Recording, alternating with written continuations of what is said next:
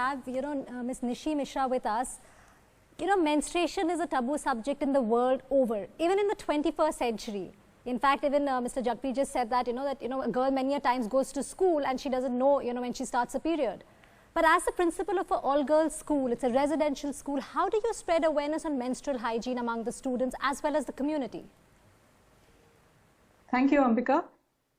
The topic of menstruation is extremely challenging as a discussion for adults who are trying to explain it to premenstrual girls who are bewildered by the phenomena at a time when they are coping with making sense of changes that are happening to their bodies. It's also a tremendous taboo for the whole world. It's not just endemic to India.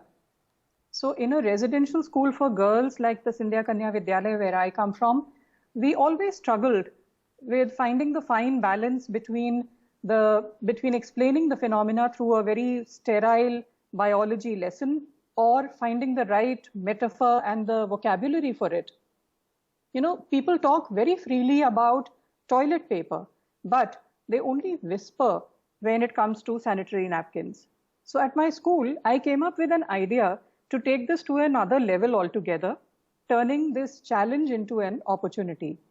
With my students, I went around the city, suburbs, and we decided that we would work for the women in the rural, underprivileged areas. And we wanted to do something for these women. So my girls and I set up a sanitary napkin manufacturing unit in our school. Now, through this, we began to distribute sanitary napkins every month to that village. We managed to wean off the women of the unhygienic alternatives. You will shudder to think of the kind of things they were using, from rags to sand to leaves. So while making those sanitary napkins, my girls began to understand the process that is happening outside their bodies that is creating a sanitary napkin, and they became familiar with why it is important. Not only did they become aware of why it is important in their own bodies, they were also taking this as an opportunity for service to the underprivileged women. Very soon thereafter, we raised funds and replicated the machines in the village itself. Now we have an SHG of 5 women who are running that unit in the village itself and thereby earning a livelihood. We support them with buying their product and giving it free of cost in another underprivileged area. So we are supporting the women to earn a livelihood as well as raise the standard of hygiene in a larger area. So for me, this has worked extremely well because it has made a difference at so many levels. It has improved the standard of women's hygiene. It has become easy for us to explain the process to our own students. Whenever we have a competition in our school for which we invite boys or girls from other schools, we always keep aside some time for those students to work those machines.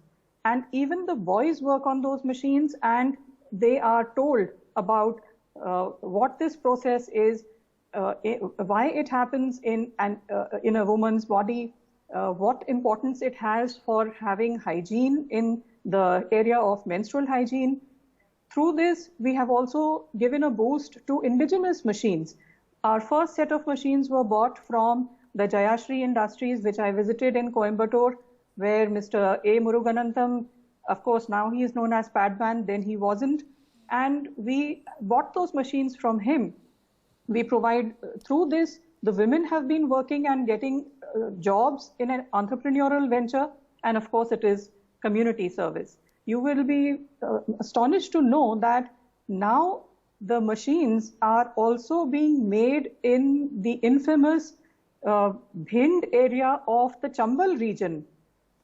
I went almost on a cross country to find the fabricators of a better and improved version of the machines that we were using earlier. Wow. So now we have upgraded our own machines as well as the machines at the village. Wonderful. Ma'am, sometimes low self-esteem and body dissatisfaction are two important indicators of poor adolescent health. Can we work towards an attitudinal shift in the way these they are perceived in their bodies to improve mental wellness? Thank you so much, Mr. Bachchan. I'm so pleased to be talking to you. I served as the headmistress of Horseman Wing in Sherwood College from the year 2000 to 2005. So that is a Sherwood Connect that we have. Oh, thank you. So absolutely, your question is a very relevant one. There is a very enhanced preoccupation of young people with the perception of body image. And it usually exists at a very high level of dissatisfaction with the body image during this period. There is a very poor understanding of the changes in body structure, and it leads to a lot of stress and anxiety about for having a desired body shape.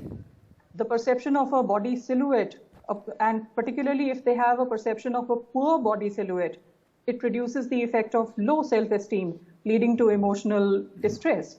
The preoccupation with the need to reduce the body size for acceptance and validation is very, very evident among young adolescents, particularly with the media suggestions of a positive body image. And that creates an additional stress, particularly among adolescent girls undergoing bodily shape changes.